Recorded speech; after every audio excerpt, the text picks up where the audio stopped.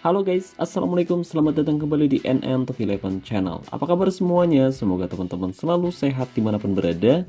Kali ini saya mau cerita pengalaman super seru, tapi jujur agak bikin nyesek guys. Ya, hari ini saya akan menangani timnya Bang Rian.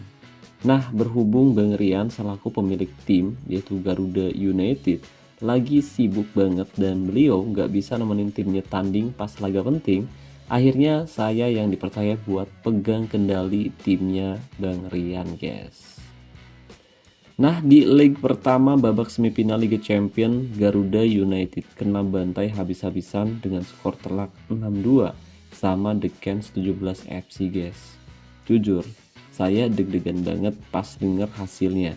Apalagi mereka sempat unggul 4-0 di menit ke-33. Ya, meskipun kita sempat ngebalas 2 gol, tapi hasil di babak pertama ditutup dengan skor 5-2 dan akhirnya Garuda United kalah 6-2. Nah, agregat 6-2 itu bikin misi di leg kedua jadi super berat guys, karena di leg kedua nanti kita harus menang dengan skor telak 5-0 tanpa balas agar bisa lolos ke babak final dengan agregat 7-6. Nah, asisten manajer aja sampai bilang gini guys, persiapan kita sudah bagus tapi ternyata masih kurang. Kita butuh kamu untuk mendukung tim selama laga. Gitu guys. Kayaknya ketiadaan Bang Rian di leg pertama bener-bener kerasa banget ya guys ya. Sementara manajer lawan Derry Pitch jelas-jelas hadir di sisi lapangan dan dia berhasil ngasih pengaruh besar ke timnya di leg pertama guys. Nah, buat teman-teman yang mungkin sedang mencari jasa top up token, sponsor spesial premium maupun kartu bulanan dengan harga yang lebih murah tapi amanah, saya rekomendasiin teman-teman top up di Instagramnya Kion Official dan linknya sudah saya sematkan pada deskripsi video ini. Oke, jadi meskipun berat, saya nggak mau nyerah gitu aja. Jadi sebelum pertandingan, saya langsung geber latihan tim, biar form latihan naik dan bonus ketajaman juga maksimal. Karena baru kelar latihan, jadi kondisi pemain belum 100% bugar. Untuk itu, pemain inti langsung saya kasih recovery biar mereka fit lagi. Moral beberapa pemain cadangan juga saya bos biar makin pede guys. Nah, kalau di leg pertama Bang Rian pakai formasi 4-1-2-3 P-style, di leg kedua kali ini saya mutusin buat main beda. Kali ini saya pilih formasi yang lumayan unik. Ya, formasi 3-1-3-3. Kenapa unik? Karena kali ini saya pakai satu back tengah, dua back sayap, satu gelandang bertahan, dua gelandang tengah, dan yang agak unik dan agak lain nih guys, karena stok pemain di bangku cadangan terbatas, jadi saya masukin satu gelandang sayap kanan plus dua penyerang sayap dan satu striker murni. Lalu tiga back di belakang saya kasih mentalitas bertahan, sementara dua penyerang saya kasih mentalitas menyerang. Oh ya, tim lawan juga saat ini ternyata merubah formasi di leg kedua guys, pakai formasi 4-2-3-1. Nah, begitu peluit babak pertama berbunyi, saya langsung kasih form latihan menyerang, dan kali ini saya pakai taktik dengan mental tim menyerang, fokus umpan melalui sayap kanan, gaya umpan perpaduan, serangan balik mati, gaya tekanan rendah, gaya tackle mudah, gaya penjagaan jaga daerah tertentu, dan jebakan offside-nya lah. Nah, karena hari ini kita main di kandang sendiri, dukungan supporter benar-benar jadi suntikan semangat kita guys. Baru masuk di menit ke-6, gol pertama langsung pecah. Berawal dari Messi yang ngedribble dari sisi kanan, kemudian ngasih bola ke Witan Sulaiman, Witan ngasih umpan ke Modric, terus ke De Bruyne, dan De Bruyne ke Ole Romeni, kemudian berakhir sampai ke Jakub Sayuri di sisi kiri. Dan dengan lincah Yankov menuju ke kotak penalti, ngelewatin hadangan dan brak, gol tercipta. Garuda United unggul 1-0 dan agregat jadi 3-6. Nah, di menit ke-13 Jakub Sayuri nyaris saja nyetak gol lagi. Sayang, tembakannya masih tipis di atas mistar gawang. Manajer The Cans 17 baru nongol di menit ke-18. Kayaknya dia langsung panik karena timnya udah kebobolan lebih dulu. Kehadiran dia bikin pertandingan makin tegang. Di menit ke-18, tim lawan langsung ngebales tekanan. Untungnya tembakan mereka masih melenceng dari sasaran. Saya nggak bisa diem aja guys. Di menit ke-27, saya langsung ubah taktik dari menyerang jadi gigih menyerang. Gaya tackle dari mudah ke normal, dan jebakan offside saya nonaktifkan. Hasilnya, Garuda United sukses nyetak gol kedua lewat serangan balik cepat. Messi ngirim umpan terobosan ke Yakub Sayuri yang langsung lari dan nembak keras dari kotak penalti. Gol lagi.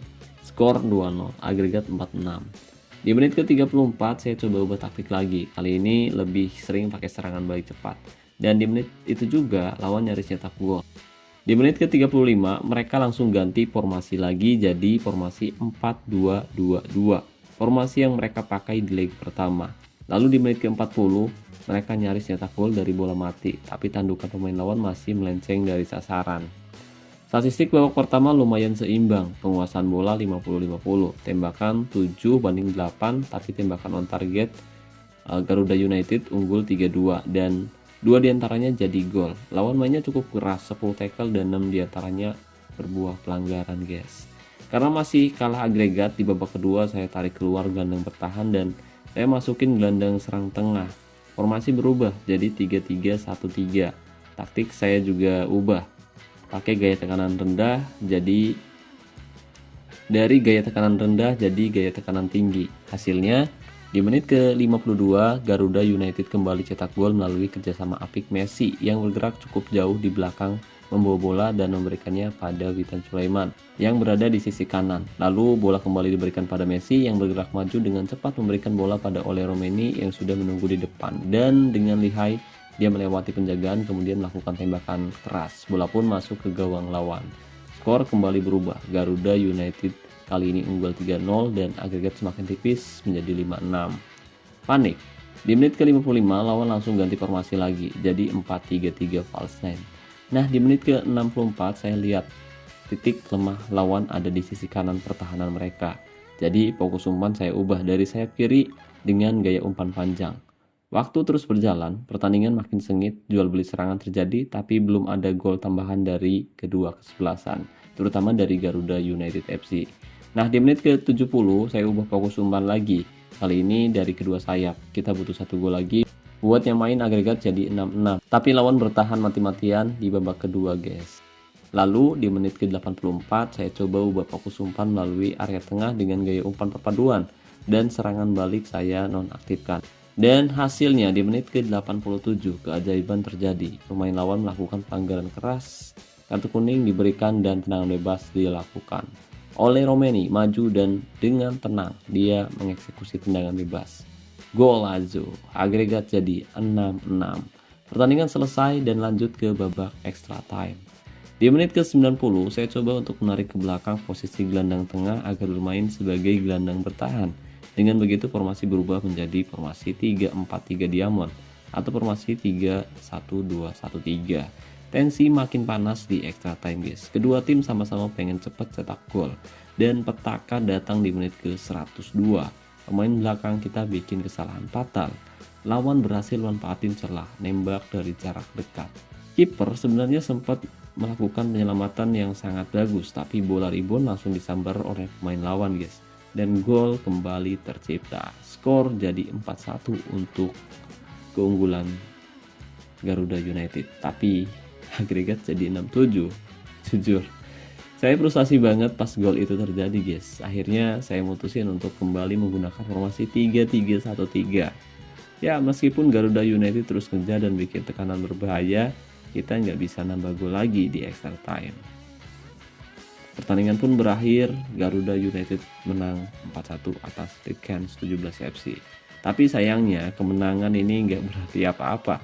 Kita dipastikan gagal lolos ke babak final karena kalah agregat tipis 6-7 guys.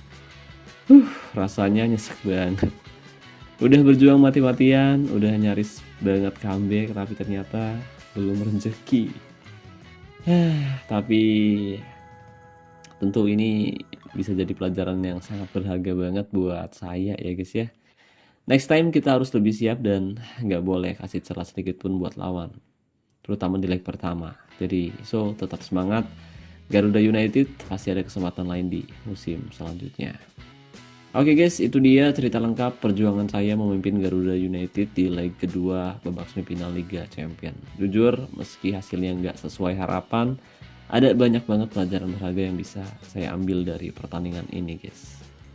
Pertama, mari kita bahas kelebihannya. Nah, menurut saya, keberanian untuk mengubah formasi dan taktik secara dinamis adalah salah satu kunci kenapa kita bisa comeback sehebat itu. Ya, meskipun endingnya kalah juga, tapi seenggaknya kita bisa mengalahkan tim lawan di leg kedua. Nah, kita merubah formasi dari sebelumnya pakai formasi 4-1-2-3 pistol di leg pertama, kemudian saya mencoba untuk melakukan perubahan yang cukup berani dengan formasi 3-1-3-3. Lalu kita juga merubah formasi lagi dari 3-3-1-3 sampai 3-4-3 diamond. Perubahan fokus umpan dan gaya tekanan juga saya lakukan berdasarkan pengamatan di lapangan.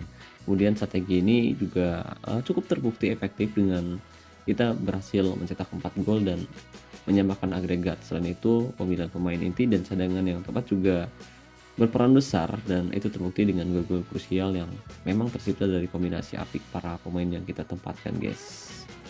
Tapi namanya juga pertandingan ya guys ya. Pasti ada kekurangannya. Salah satu yang paling saya sesali adalah kurangnya antisipasi terhadap perubahan taktik lawan di extra time. Saat mereka berhasil mencetak gol kelima, saya akui agak sedikit terlambat dalam merespon, sehingga celah yang tercipta bisa dimanfaatkan oleh tim lawan.